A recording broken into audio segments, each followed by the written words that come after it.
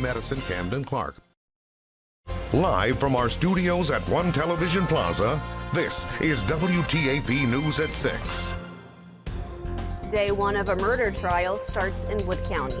Good evening and thank you for joining us. I'm Phyllis Smith. After 2 postponements, the murder trial of Chester Lilly is underway. It began today with jury selection and opening statements. Todd Boucher has more on the start of the trial this afternoon. He joins us live from the Digital Center.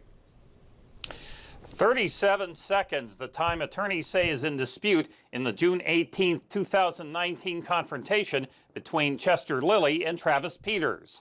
Prosecutors say Peters suffered multiple stab wounds, further described as defensive wounds, in the scuffle with Lilly more than 2 years ago.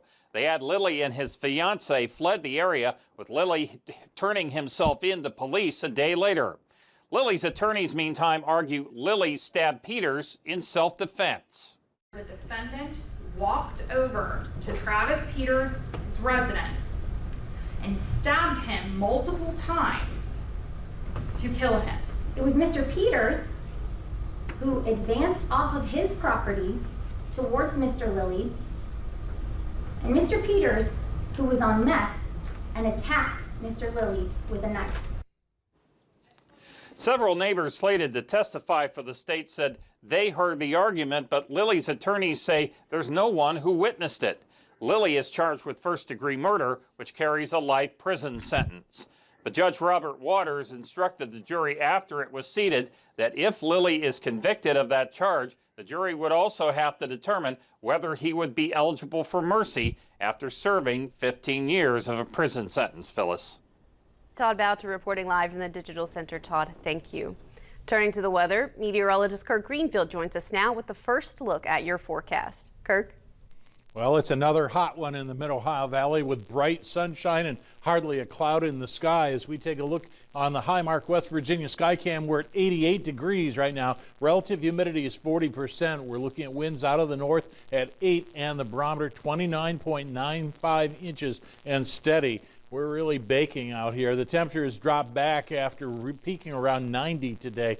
84 around 8 o'clock tonight, mostly sunny, and we expect to dip down to about 70 by midnight with some patchy fog. So is this the last day? Unfortunately not. We're in the middle of our heat wave. We'll talk about that when I return. Back to you. Thank you, Kirk.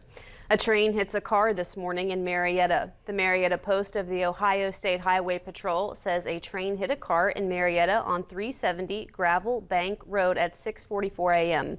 The driver of the Chevy Suburban was treated for minor injuries but did not go to the hospital. The train was headed northbound on the track when the driver of the car, Michael Burns, failed to yield. He said he did not see or hear the train before he crossed and did not realize it was there until he was on the tracks. The train hit the trailer he was hauling. It separated from the car and was pushed 50 feet.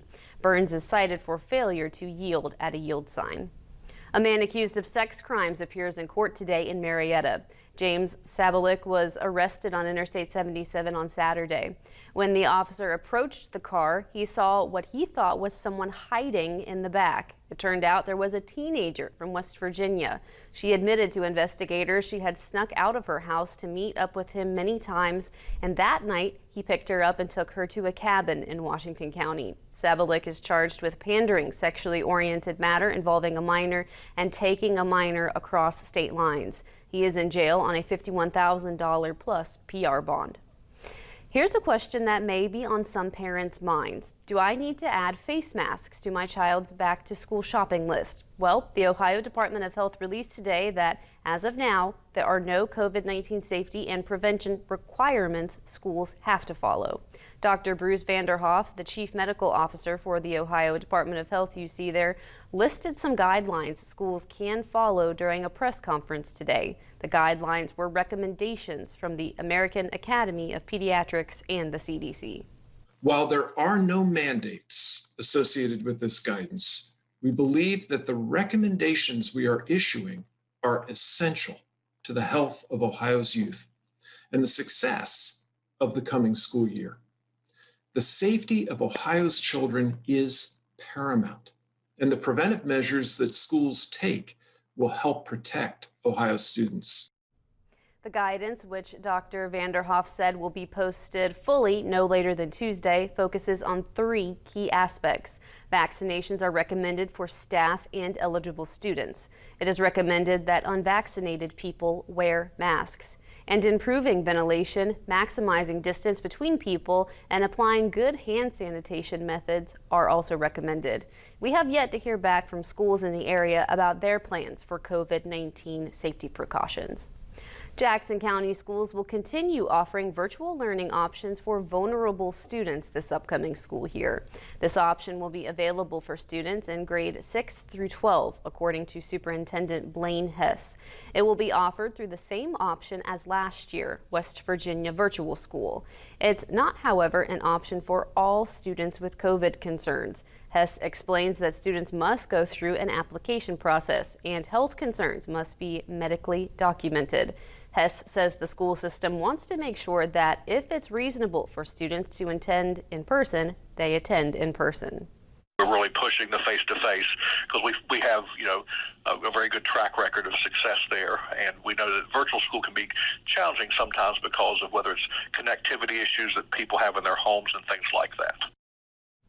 He says COVID protocol is still being finalized, but for now, it's the parents' responsibility whether or not their children wear masks. Kids will also be asked to sanitize their hands when getting on buses and traveling from class to class. Schools will also try to maintain social distancing. Still ahead, the Boley Enterprises building in Marietta is coming down after being damaged in a fire around Christmas. Next at 6. Mercury climbed over 90 today and is likely to do so again tomorrow and the next day as well. That's next at 6.